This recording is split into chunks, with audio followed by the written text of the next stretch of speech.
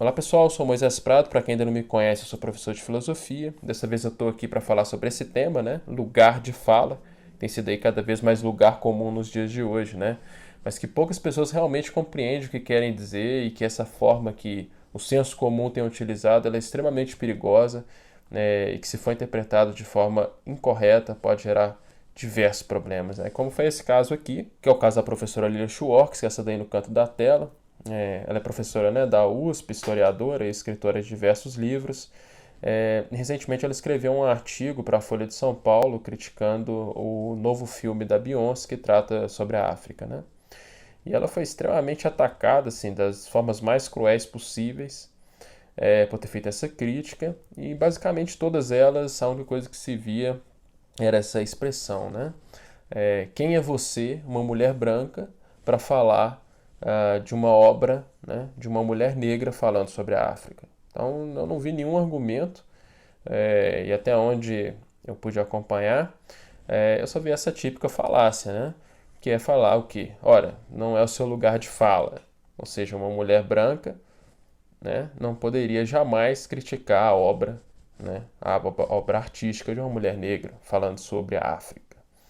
Bom, isso daí é uma bobagem das maiores, que tem inclusive um nome, né, na lógica, que é a clássica falácia ad hominem. Não é nada mais, nada menos do que isso. Né? Eu faço questão de escrever aqui em letras garrafais para marcar, né? Ad hominem é uma falácia, ou seja, parece um argumento, mas é algo falacioso. O que significa isso? É uma expressão no latim, né, que diz ao homem. Então, ou seja, em vez de você atacar o que a pessoa coloca à mesa, em vez de você contra-argumentar, você simplesmente ataca a pessoa de quem disse, né? Por exemplo, está numa discussão sobre um casamento e aí um padre chega e apresenta várias razões para dizer por que o casamento é ruim. Aí, em vez de você contra-argumentar, ou seja, apresentar razões para que mostre que o que ele está falando pode ser compensado por outras coisas boas, ou enfim, que falta a ele ali um ou outro esclarecimento, e aí você coloca os esclarecimentos na mesa, você esquece tudo isso. Aí você simplesmente fala assim: não, ele está errado porque ele é padre. Percebe? Ou seja, simplesmente porque o cara não casa, ele não pode colocar bons argumentos contra o casamento. Né? Então, a ideia da falácia ad hominem é isso, né? Ou seja, você ataca quem disse e não o dito. E a gente sabe que para ter argumentos válidos, você precisa de atacar o dito. Né? Ou seja, as críticas que ela fez ao filme são ruins, é isso que deveria estar em pauta, né? Por exemplo, se chegar um maluco agora na sua casa e falar assim: olha, não vale a pena você sair pela janela de cabeça, né? O cara pode estar numa camisa de força. Se ele te falar isso, é uma verdade, né? Se ele chegar aí agora um lunático e falar com você que 2 e 2 é 4, né? É um bom argumento. Continuará sendo 4, dependente de quem diz. Então, a ideia do lugar de fala, ela passa a ser interessante quando a gente pensa que tem pessoas excluídas, é, e que vai falar de um sentimento. E aí, de fato, para ter esse sentimento, precisa de ser alguém interno. E também para trazer ao debate várias perspectivas. Mas isso por si só não significa que uma pessoa está certa, né? Simplesmente por ela fazer parte daquele nicho, independente de qual seja.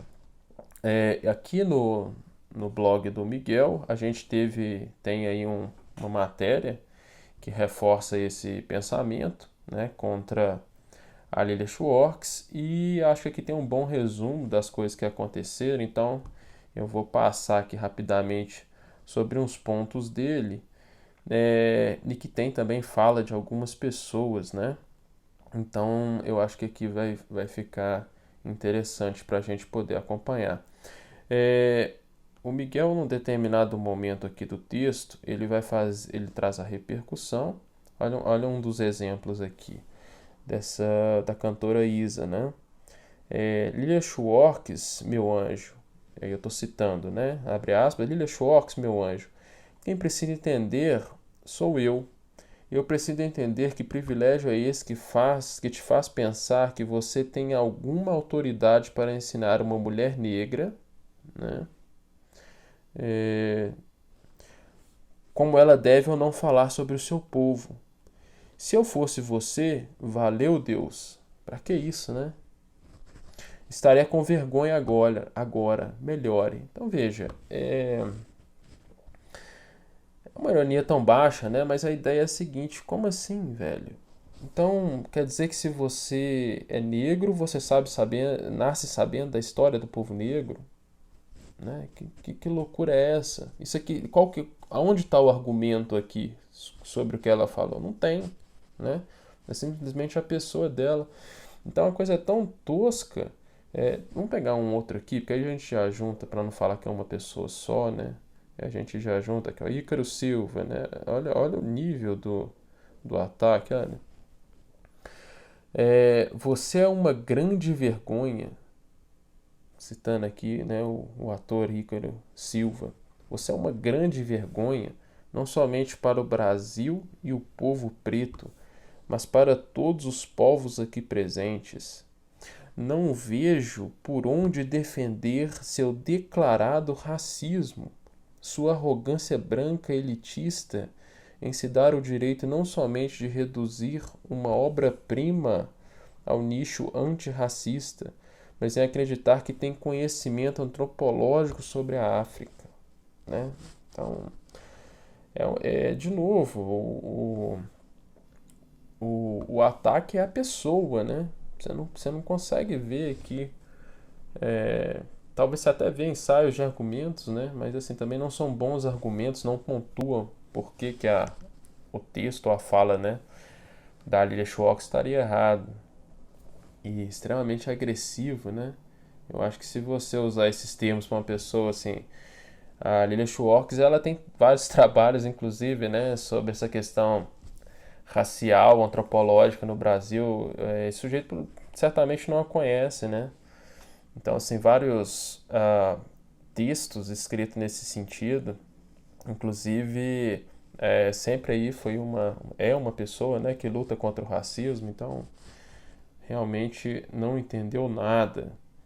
E aí vem aqui outras, né, a Paula Lima também, nessa mesma toada, talvez aí um pouco menos pesado e mais defendendo a Beyoncé, né, mas enfim, na mesma toada. Vamos ler aqui também, né? Abre aspas, Beyoncé, Kim B sabe. Queen, né? De rainha, né? Tem todo o direito de falar, criar, imaginar, produzir clipe, filme, mostrando sua visão e entendimento sobre cultura negra. Eu peço para vocês acompanharem no final aqui da tela. Enfim. Ela é dona do mundo e, para quem ainda não sabe, informo. Ela é negra. Ninguém melhor que uma pessoa negra, que será negra até o fim dos seus dias, para contar a história sobre as dores, os abusos, as injustiças, as frustrações, o reinado e a grande delícia de ser o que se é.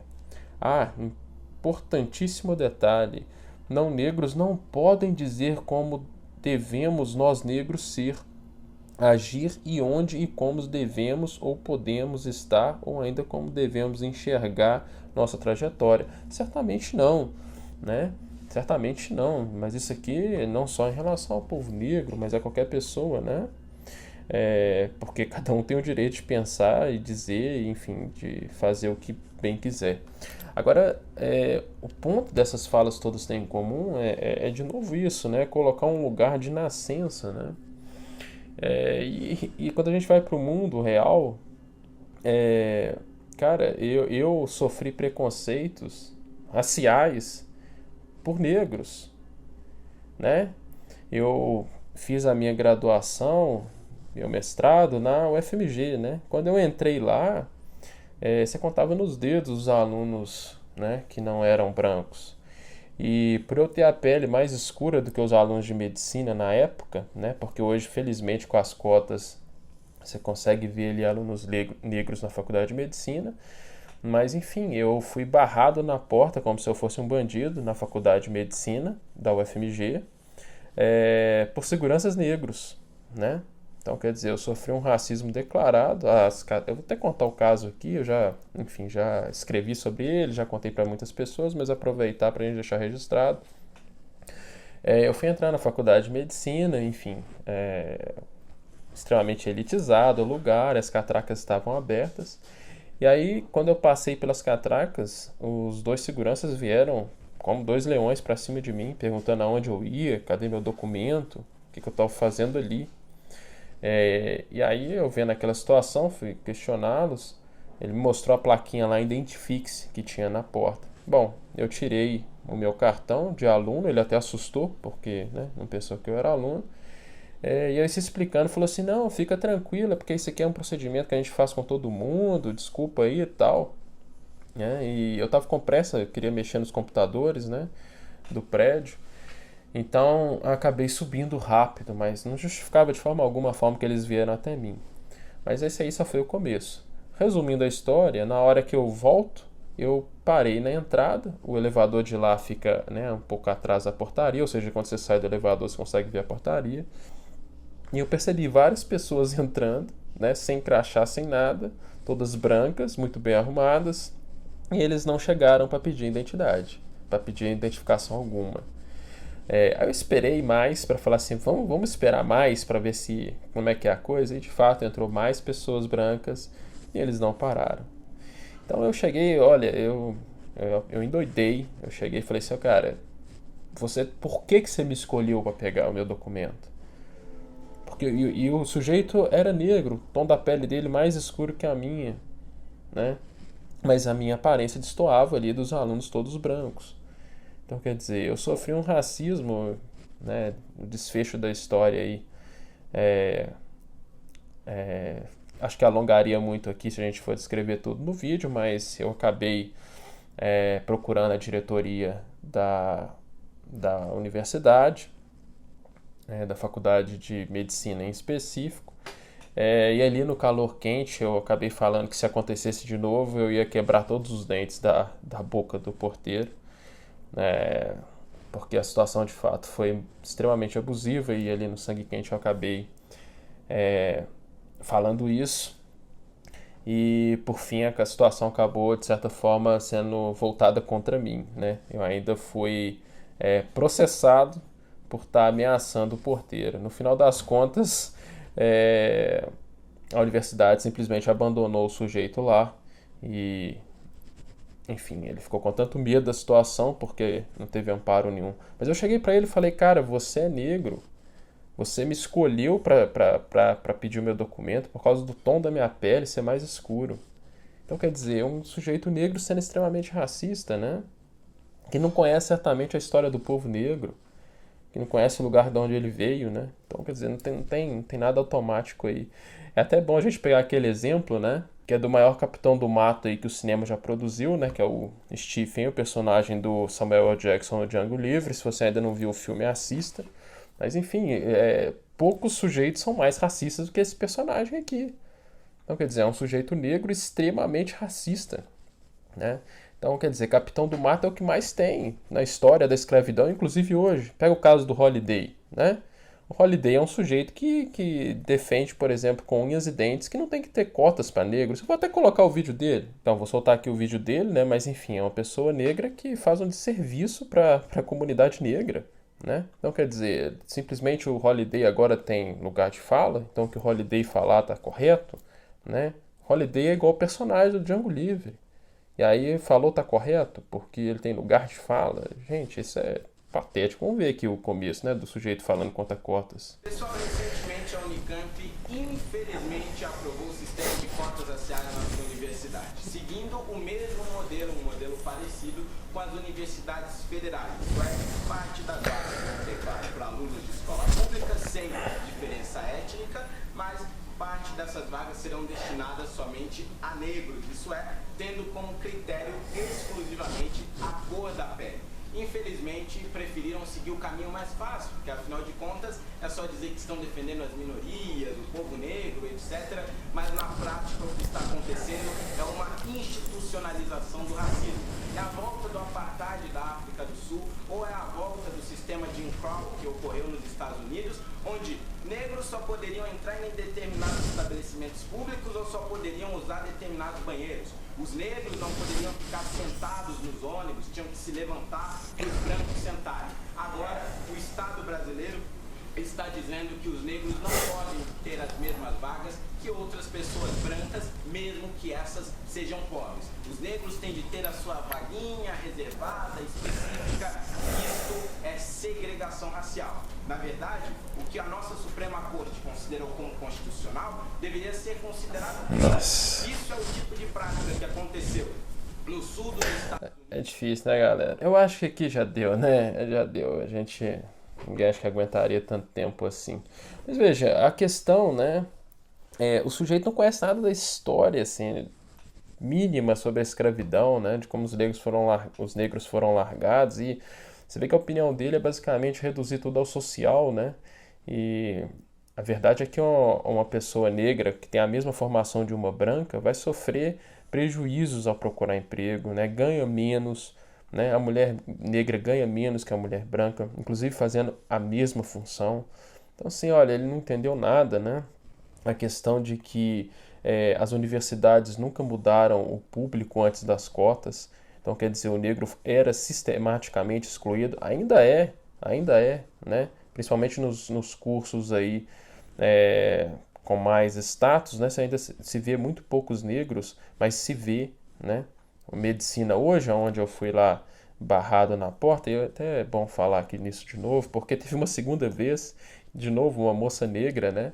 Que eu fui entrando e eu ia no banheiro, ela simplesmente, eu só ia fazer isso, só ia usar o banheiro no dia, e ela me perguntou na entrada, o que você vai fazer aqui? Eu falei, não, vou usar o banheiro. Ela virou pra mim e falou assim, aqui é só para estudante. Então, quer dizer, isso a gente está falando de quase 10 anos atrás, né? Enfim, ela julgou, novamente, porque por eu ter um tom de pele mais escuro, né? Que eu não fazia parte daquele ambiente, que eu não podia ser estudante de medicina. Primeiro que assim, né? Aí nesse dia eu fiz questão de entrar como não estudante, porque o prédio permite sim a entrada de qualquer pessoa, né? Desde que se identifique, a pessoa pode entrar. E eu fiz questão de entrar como não estudante, mostrei para ela minha carteira de estudante, falei assim, nossa, que eu vou entrar como não estudante. E falei, olha, né? Olha o nível do abuso, né? E pessoa negra me tratando com extremamente racista, de forma extremamente racista, né? Que é o caso aí do nosso não, né? O deputado aí, Holiday, que faz esse desfavor, né? Que não entende, a verdade é que ele não entende a política de cotas. Então, quer dizer, um negro, tem um vídeo até interessante aqui sobre um RH, mostrando aí o racismo dentro do RH, mostrando pessoas assim na mesma situação, uma mulher branca limpando a casa, uma mulher negra limpando a casa. Aí perguntaram aos psicólogos, né, que contratam pessoas em RH, o que a mulher branca está fazendo? E eles falavam, ela está limpando a casa. O que a mulher branca, o que a mulher negra está fazendo? Aí é a empregada. O cara de terno, quando era o cara branco, a mesma foto, só mudava a pessoa, né? O que o cara branco está fazendo? Um executivo, um advogado. E o cara negro, um segurança. Então, quer dizer, essa ideia de falar a cota inferioriza o negro porque ele não consegue, mas não tem nada a ver com isso, né? É uma reparação histórica aí. Os negros foram largados, né? Eu estava falando, para morrer, largados depois da escravidão aqui. Inclusive a mão de obra foi substituída, né, por italianos, enfim, sem oportunidade nenhuma. Então é uma forma de restituir isso, do negro alcançar de fato lugares de poder, né, além do saber e o poder ser basicamente uma coisa só, como Foucault fala com razão. Então, assim, esses lugares precisam de ser ocupados por pessoas negras, né? Então, quer dizer, o Holiday é uma pessoa negra que fala só bobagem sobre a questão racial, que não entendeu nada, ele não entendeu o que é cota, ele não consegue diferenciar que mesmo uma criança, por exemplo, morador de rua, menino de rua, se ele for negro, ele vai sofrer muito mais, né? Um menino branco de rua, que já são poucos, né? Quando chega a polícia, se ele fingir de bobo, não vai atrás dele, né? Simples assim. Uma pessoa negra tem muito mais chance do carro separado para tomar uma revista de uma polícia, por exemplo, né? Então, quer dizer, independente do quanto você tem no bolso. Então, enfim, aí vai falar que o Holiday tem lugar de fala, que o Holiday, por ser negro, então tá certo. Percebe o absurdo da coisa, né? Então, assim, o lugar de fala, eu repito, ele é interessante quando se tem a ideia do sentimento, né? porque falar de sentimento sem estar presente numa situação é complicado. Mas assim, é, não é determinista para que uma pessoa fora daquilo não possa opinar sobre um determinado assunto, né? E as pessoas não nascem sabendo. Antes de eu voltar lá no texto do Miguel, que eu quero comentar um artigo de uma frase dele, né? Eu escrevi esse texto, que é esse texto, né? Aborto no Brasil, tudo o que você precisa fazer e saber. Aqui, olha, é fruto de muita pesquisa, né? Então, olha, eu vou passando aqui rapidamente, mas o link vai estar aí na descrição do vídeo, não vou comentar aqui agora, inclusive eu pretendo fazer depois um vídeo sobre esse tema, né? E aqui tem todas as questões sociais, as questões práticas, o que acontece na prática, ajudas disponíveis, o que significa os argumentos a favor da chamada vida, né? O que seria de fato a vida humana, sem a questão mística, né? A importância do sistema nervoso para se discutir que alguém está vivo ou morto. E, enfim, trago todas as porcentagens do que tem a ver com a questão psicológica, de quantas mulheres têm problemas. Que não tem nada a ver com aquela imagem, né, do açougueiro arrancando o bebê ele até a 12ª semana. E, enfim, trago toda essa diferenciação que tem no tempo, né, no que diz respeito aí à questão do aborto. Enfim, aí no final eu acabo trazendo, além, né, que é um texto extremamente longo, com todas as estatísticas, todos os links, né, marquei que várias partes, né, mas enfim, eu acabo que no final eu trago ali as opiniões de pessoas que já debatem esse assunto, né, e traz aí todas as críticas para manter a criminalização do aborto, e aí eu pego ponto por ponto e mostrando ali aonde é falho os argumentos dessas pessoas, e em defesa da descriminalização do aborto. E que, enfim, é uma coisa que cabe à mulher escolher. Então, quer dizer, isso daqui é fruto de muito tempo, né? De muito estudo. Aí você vai pegar uma dessas meninas bolsominion aí, que não conhece nada da realidade, né? Prática do aborto, e por ela ser uma mulher, ela, entre aspas, tem lugar de fala, né? Nessa tomada aí da interpretação do senso comum. Então ela poderia falar melhor do que eu a esse respeito, que debrucei muito tempo sobre cada ponto para ter uma opinião formada, né? Para entender a questão, para observar os dois lados, para tirar um parecer sobre tudo isso, né?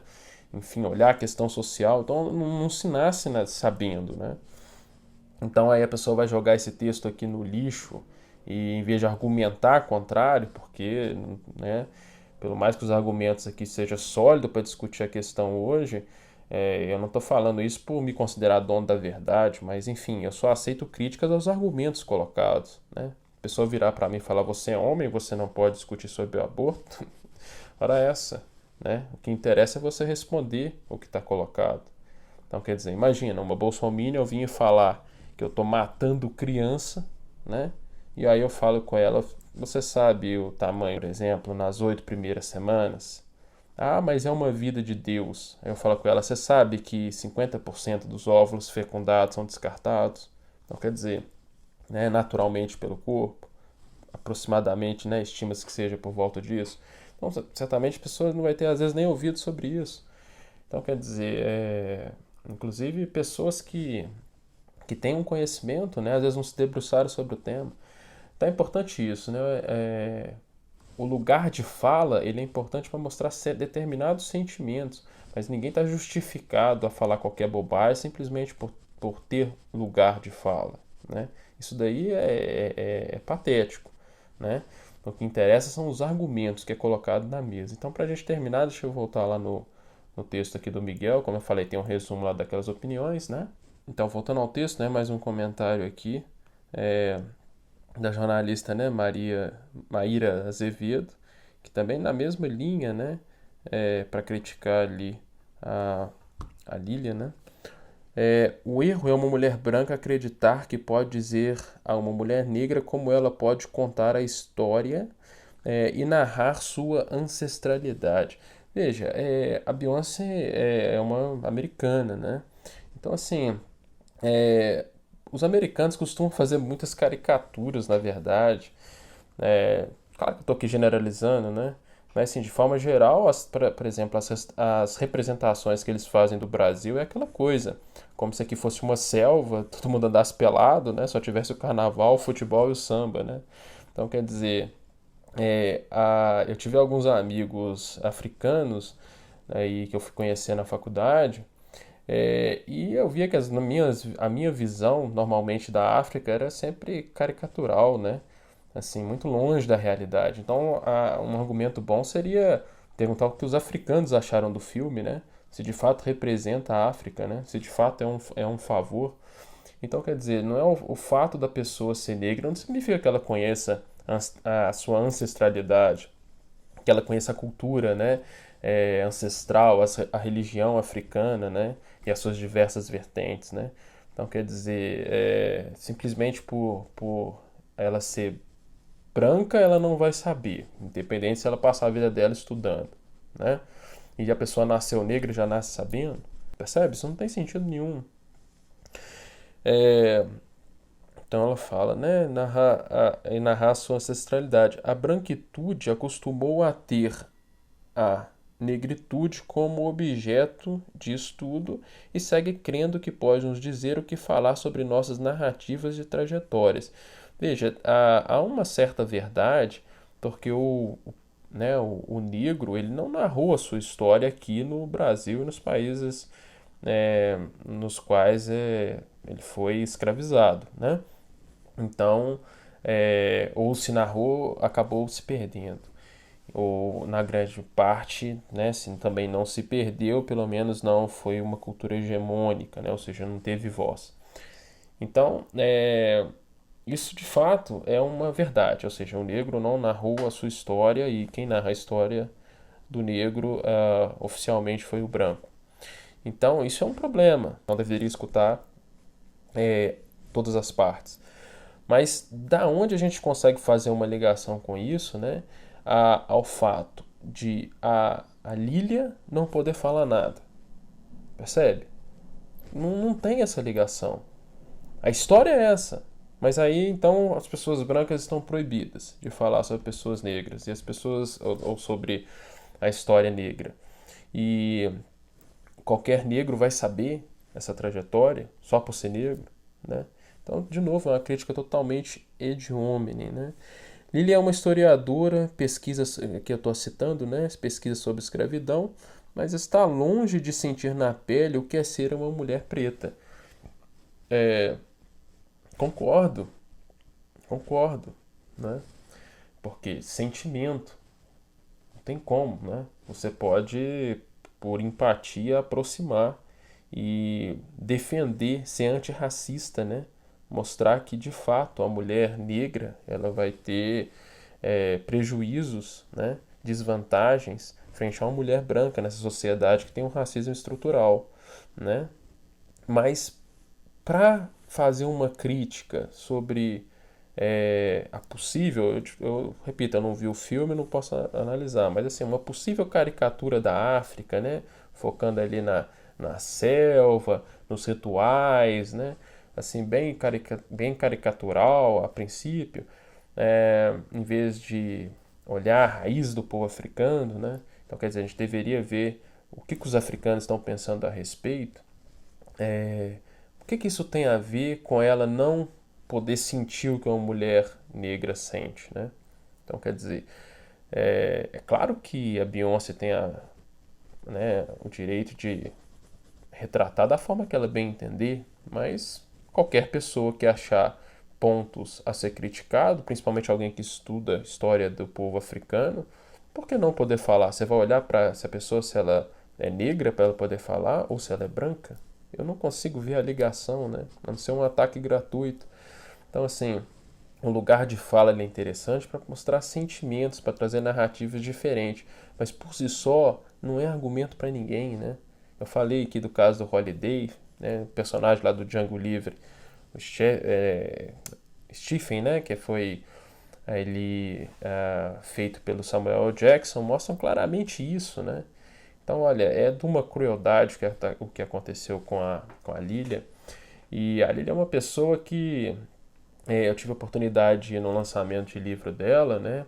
sobre o autoritarismo no Brasil. Então você vê que é uma pessoa que tem um engajamento assim pelas causas das minorias, é uma pessoa aliada nessa luta antirracista, né? E sofrer esse tipo de ataque, e quando você para olhar, a única coisa que ela fez a princípio foi criticar uma espécie de caricatura, né, da África.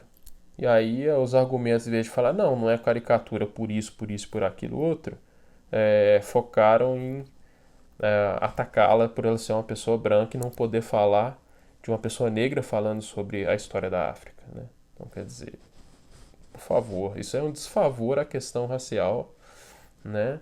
E não tem sentido nenhum atacar um aliado, uma pessoa aliada por isso. E aí a analogia que o Miguel faz aqui no texto de novo, não tem nada com nada. Vamos lá. Acompanhem abaixo, né, a leitura. Ó. É importante fazer a seguinte analogia para ajudar a entender a situação do texto da Lília.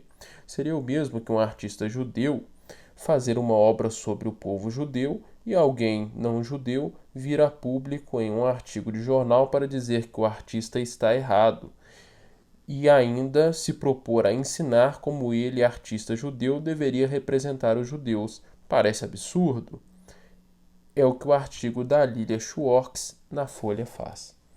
Então, quer dizer, de fato, o ad hominem, ele parece um argumento, né?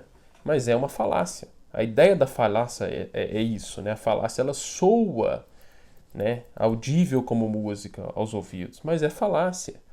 Então, quer dizer, primeiro que aqui a comparação ela não é exatamente a mesma, porque um judeu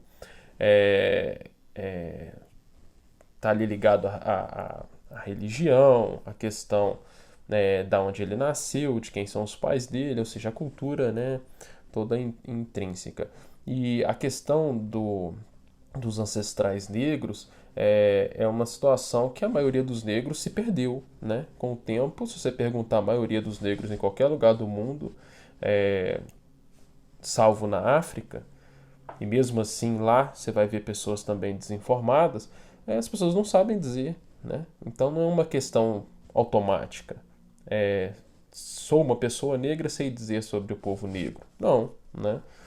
Ainda mais não africano. Então, quer dizer, a comparação ela não é exatamente, a analogia não é igual, né? Ou seja, nem cabe como analogia. Mas o ponto é o seguinte, um judeu pode sim, nada impede que ele fale bobagem sobre um artista judeu, sobre o povo judeu, né? Então soa como música, é uma espécie de tendência, né? É uma tendência que alguém do meio saiba falar melhor. Legal, pode falar que é uma tendência, mas não é nada determinista, né? Ou seja, não é absurdo, né? Então, quer dizer, você tá me escutando sabe muito bem, né? Uma pessoa que estudar a história da África, que se debruçar sobre os livros, né? Sobre, enfim, os filmes, os depoimentos, que viajar para lá, né? Independente da cor dela, se ela fez esse estudo, provavelmente ela saberá muito mais do que, né, eu, por exemplo. E eu não sou uma pessoa branca, né? Então, quer dizer, e aí é aquela coisa, né? Às vezes as pessoas, o Brasil, o racismo aqui é tão bizarro que a diferença é de tom de pele, principalmente, né? Ou seja, quanto mais escuro, mais discriminação. Então, assim, dependendo do ambiente que você tiver, que só tem brancos, por exemplo, eu, né, que tem um tom de pele mais escuro, fui tratado com extremo racismo, né? Por uma pessoa negra, que era o porteiro de lá. Ou seja, o próprio sujeito ali não se via como negro, né? Então você pergunta para aquele cara ali da história do povo negro, ou eu ver ele como um representante do povo negro, seria absurdo. Então é isso, eu quero deixar essa mensagem que a gente, às vezes as pessoas vão na onda, né? E vão repetindo aí chavões, e aí a loucura fica tão gigante que acaba desse jeito, né? Pessoas expressando com a Lília como se ela fosse a maior vergonha, né? Como se fosse um crápula. Eu acho que essas expressões que eles usaram para a Lília Schwartz aí, e ela faz uma crítica também no texto dela implícita à questão econômica, né? Da Beyoncé, né? e que, tipo assim, tá falando às vezes ela faz uma analogia com a sala de jantar da Beyoncé, né? E eu acho que esse tipo de coisa feriu os fãs da Beyoncé, né? Mas a verdade é que a crítica ao texto em si, ao que ela colocou, não apareceu, né? Então só ficou essa questão de homem, que é um desfavor, e a gente tem que saber o seguinte: olha, não é porque a pessoa é uma representante da classe que necessariamente ela vai ser um porta-voz dos anseios daquela classe. Até porque dentro de uma classe tem diversas opiniões, né? Então, quer dizer, o principal são sempre os argumentos. O interessante do lugar de fala é dar voz às pessoas que antes não tinham voz. Mas essa voz, por si só, simplesmente por fazer parte de um certo nicho, de um certo grupo, de uma certa classificação, não é argumento válido por si só.